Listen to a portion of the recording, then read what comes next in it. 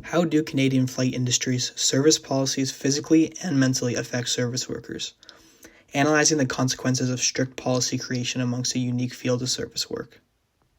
Service work is a role found in almost every industry, whether it is the restaurant industry working as a server at Eastside Mario's or a baker working in the Loblaws Patisserie. Most of these jobs involve interacting with customer needs, providing what they want when they want. As I'm sure most of us know, considering the job market being quite limited to those under the age of 25, service work is not an easy job. It requires an almost alternate version of ourselves, a version that is able to peddle products or services that we likely could care less about, all the while donning a fake smile and letting out even faker laughs to appease the customer. This struggle is amplified within the context of my proposed field of study, service work in the flight industry. Juggling the task of meeting customer needs while maintaining that uncanny smile on your face becomes all the more harder at 30,000 feet in the air.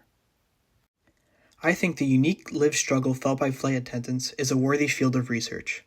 By looking at the policies that enforce compromising work habits and the health circumstances created by working in an exceptionally dangerous physical environment, a seemingly invisible demographic of service workers can be explored.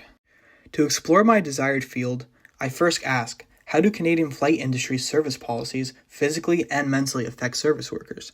This question positions policy in the forefront, aiding in my hypothesis that many of the proven health issues caused by working as a flight attendant can be attributed to the mandated company policies. My research comes from a place of personal empathy for service workers. Almost all of my work experience has been service work positions, varying in pay and difficulty. Learning about the working condition of a flight attendant made me realize the varying levels of policy enforcement in service work positions and the unseen, hard, and underpaid work done by flight attendants. In terms of sociological contribution, I believe the research derived from my proposal could be applied to similar industries that boast comparable policy frameworks.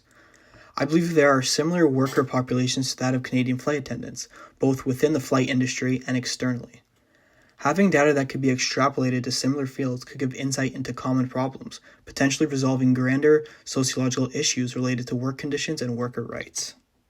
Ultimately, my research aims to remove the veil in front of the possible challenges and consequences of working as a service worker in the flight industry. By analyzing the policies that create these conditions, while actively accounting for the unprecedented work environment of airports and in-air flight cabins, I believe that my research can elaborate on the relevant gaps in knowledge.